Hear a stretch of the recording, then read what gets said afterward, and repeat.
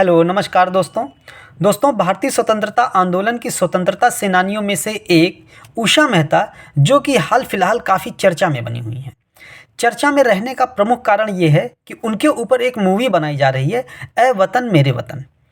ए वतन मेरे वतन में उनका किरदार निभा रही हैं सारा अली खान। दोस्तों भारत छोड़ो आंदोलन में उषा मेहता का योगदान जो है काफ़ी सराहनीय और काफ़ी महत्वपूर्ण होता है। इन सब चीज़ों के बारे में हम लोग बात करेंगे काफ़ी डिटेल से, अंत तक बने रहिएगा। दोस्तों उषा मेहता भारत छोड़ो आंदोलन से संबंधित बहुत महत्वपूर्ण भूमिका निभाती हैं और उसके पहले 8 साल की उम्र में साइमन कमीशन के विरोध में जो रैली प्रदर्शन हो रहे थे उसमें भी इन्होंने भाग लिया था, मात्र जब 8 साल की थी ये। क्योंकि इनका जन्म 1920 ईस्वी में होता है और 5 वर्ष की अवस्था में ही ये गांधी जी के संपर्क में आ जाती हैं। मतलब सूरत में इनका जन्म होता है, गुजरात के सूरत में इनका जन्म होता है और 5 वर्ष की अवस्था में ये गांधी जी के संपर्क में आ जाती हैं और गांधीवादी विचारधारा से काफ़ी प्रभावित भी होती हैं।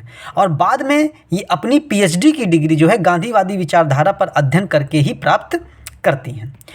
1942 के भारत छोड़ो आंदोलन में इनका योगदान किस कारण से महत्वपूर्ण हो जाता है, अभी बात करते हैं। चूँकि हम लोग ये देखते हैं 9 अगस्त मतलब 8-9 अगस्त 1942 को भारत छोड़ो आंदोलन शुरू होता है और 9 अगस्त की सुबह ही भारतीय राष्ट्रीय आंदोलन के सभी प्रमुख स्वतंत्रता सेनानियों को गिरफ्तार कर लिया जाता है अंग्रेजों के द्वारा।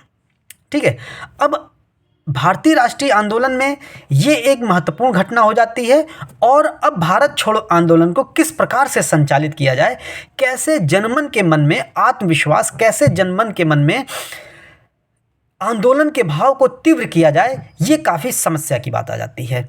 और उस समस्या से निपटने के लिए कुछ स्वतंत्रता सेनानी भूमिगत तरीके से रेडियो का संचालन करते हैं, मतलब खुफिया रेडियो का संचालन करते हैं, जिनमें उषा मेहता जी का नाम काफ़ी महत्वपूर्ण हो जाता है। चूँकि हम लोग देखते हैं जो भारत छोड़ो आंदोलन 8-9 अगस्त 1942 को शुरू हुआ था, ये ठीक 17 साल बाद शुरू हुआ था काकोरी कांड के। काकोरी कांड भी दोस्तों 8-9 अगस्त 1925 में ही हुआ था और ठीक 17 साल बाद भारत छोड़ो आंदोलन शुरू होता है।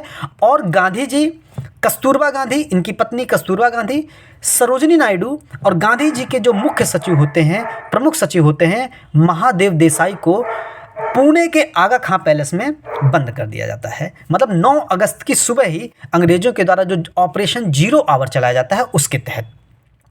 और अन्य प्रमुख कांग्रेस कार्यकारिणी नेता को अहमदनगर के दुर्ग में बंद कर दिया जाता है। मौलाना अबुल कलाम आज़ाद को बांकुड़ा जेल में बंद किया जाता है और जवाहरलाल नेहरू को अल्मोड़ा जेल में बंद किया जाता है। राजेंद्र प्रसाद को बांकीपुर जेल में बंद कर दिया जाता है। तो हम लोग ये देख रहे हैं कि सारे प्रमुख नेता जो भारत के थे उस समय जेल में बंद हो गए थे। तो उस समय लोगों के मन में, जनमन के मन में आंदोलन के भाव को तीव्र करना काफ़ी महत्वपूर्ण कार्य हो गया था। तो उसको बखूबी अंजाम दिया था उषा मेहता ने।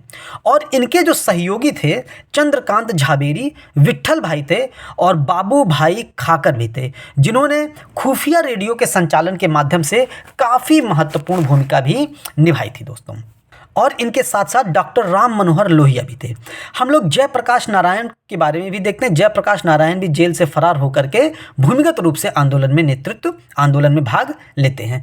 और उषा मेहता जी के द्वारा किए जाने वाले ये सभी कार्य के कारण मतलब 1939 ईस्वी में जब द्वितीय विश्व युद्ध शुरू हुआ था, उस समय जो रेडियो का संचालन था, मतलब रेडियो लाइसेंस को सस्पेंड कर दिया था अंग्रेजों ने।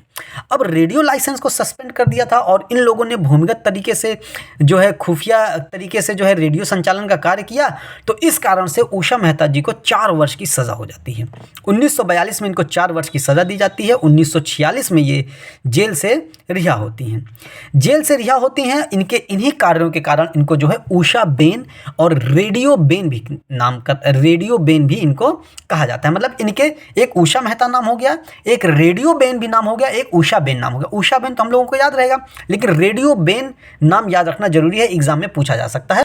अब ये इनकी मृत्यु दोस्तों होती है 2000 ईस्वी में। 2000 ईस्वी में मृत्यु होती है और इनको एक पुरस्कार प्राप्त होता है पहले ही, पद्म विभूषण का पुरस्कार। मतलब भारत का जो सर्वोच्च नागरिक पुरस्कार सम्मान है वो भारत रत्न है पहला, और दूसरा है पद्म विभूषण, तीसरा है पद्म भूषण, चौथा है पद्म श्री।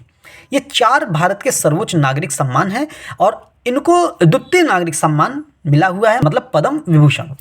दोस्तों इनको भारत रत्न भी मिलना चाहिए। आप लोगों की क्या राय है कमेंट सेक्शन में जरूर लिख के बताइएगा। इनके इस योगदान के कारण इनको भारत रत्न जरूर मिलना चाहिए, क्योंकि हम लोग अभी जो भारत रत्न दिए जाने की परंपरा देख रहे हैं, इसमें कुछ राजनीतिक कार्यकर्ता भी हैं, और राजनीतिक कार्यकर्ता भी हैं, उनके राजनीतिक और उनके सामाजिक कार्यों के कारण उनको भारत रत्न दिया जा रहा है। तो दोस्तों जो हमारे स्वतंत्रता सेनानी हैं, अगर इस आधार पर हम तर्क के आधार पर बात करें तो स्वतंत्रता सेनानियों का योगदान तो दोस्तों कम नहीं होता। उन्हीं की वजह से हम लोग आज खुली हवा में सांस ले रहे हैं, और उन्हीं की वजह से हम लोग स्वच्छंद वातावरण में जी रहे हैं। तो दोस्तों बहुत इंपॉर्टेंट हो जाते हैं ये सारी पर्सनालिटीज़, और इन लोगों को भारत रत्न अवश्य ही दिया जाना चाहिए, और आप लोग इसको कमेंट बॉक्स में जरूर बताइएगा। तो दोस्तों उम्मीद करते हैं सेशन आपको पसंद आया होगा। सेशन को लाइक कीजिएगा, शेयर कीजिएगा, सब्सक्राइब कीजिएगा। मिलते हैं किसी अगले सेशन में। जय हिंद, जय भारत।